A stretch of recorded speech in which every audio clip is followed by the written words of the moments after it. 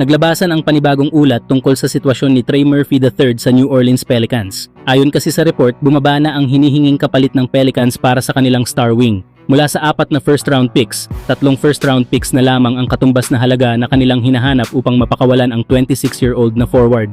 Matapos magtala ng 21.5 points, 5.7 rebounds, 3.8 assists, at 1.5 steals, kada laro habang tumitira ng 47% sa field at 38% mula sa 3-point line sa 66 na laro noong nakaraang season, malinaw na isa siya sa pinaka-in-demand na two-way wings sa NBA.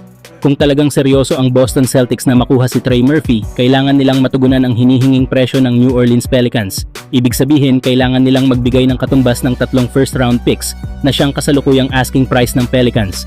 Isa sa mga realistic na trade package ang pagpapadala ng Boston kay Sam Hauser, ang 2028 first-round pick via Clippers, at ang unprotected 2031 first-round pick.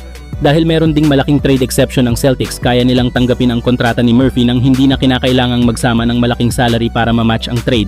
Malaki ang paniniwala ng Boston Celtics na sulit ang ganitong halaga dahil nasa 26-year-old pa lamang si Murphy at patuloy pang gumagaling ang kanyang laro. Hindi lamang siya mahusay sa pag-score, kundi isa rin siyang maaasahang depensa at mahusay na 3-point shooter. Kaya naman para sa Pelicans, hindi nila basta-basta isusuko ang isa sa kanilang pinakamahalagang manlalaro nang hindi nakakakuha ng malaking kapalit.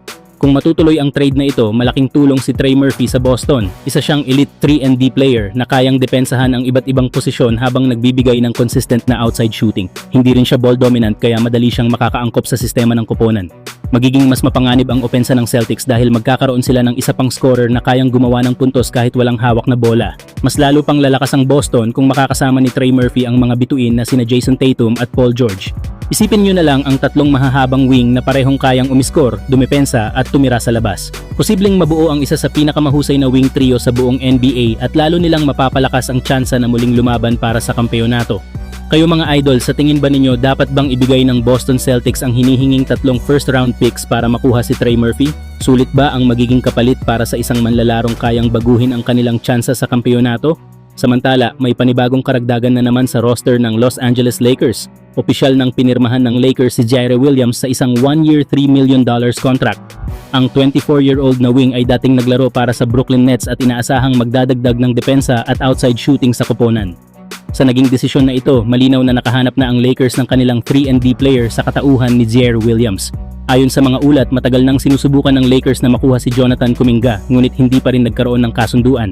Isa sa mga dahilan ay ang malaking kontratang nais umano ni Kuminga na nasa $25 million kada taon, kaya minabuti na lamang ng Lakers na humanap ng mas praktikal at mas abot-kayang opsyon. Sa edad na 24, may sapat pang panahon si Williams para mas lalo pang ma-develop ang kanyang laro. Noong nakaraang season sa Brooklyn Nets, nagtala siya ng 10.2 points kada laro, tumira ng 43% mula sa field at naglaro ng average na 23 minutes bawat laban. Kilala rin siya sa kanyang haba, athleticism at kakayahang dumepensa sa iba't ibang wing players, mga katangiang matagal nang hinahanap ng Lakers. Malaki ang maitutulong ni Jaire Williams sa sistema ng Lakers. Maaari siyang gamitin bilang isang wing defender laban sa pinakamahusay na scorer ng kalaban habang nagbibigay rin ng spacing sa opensa sa pamamagitan ng kanyang outside shooting. Hindi rin niya kailangan ng maraming hawak sa bola upang maging epektibo, bagay na magiging malaking tulong sa paglalaro kasama sina Luka Doncic at iba pang pangunahing opensa ng koponan. Kung maipapakita ni Williams ang kanyang tunay na potensyal, maaari siyang maging isa sa mga pinakamagandang value signing ng Lakers ngayong off-season at posibleng maging mahalagang bahagi ng rotation sa darating na season. Kayo mga idol, ano ang masasabi ninyo sa pagkuha ng Lakers kay Jaire Williams? Mas magandang desisyon ba ito kaysa maghintay pa kay Jonathan Kuminga? 9 to shoot. Buzell steps up. Short roll. Claxton line. And finish. Zaire Williams skying for the slam. In addition to the Barclays that are scoreboard effects. Here comes Williams.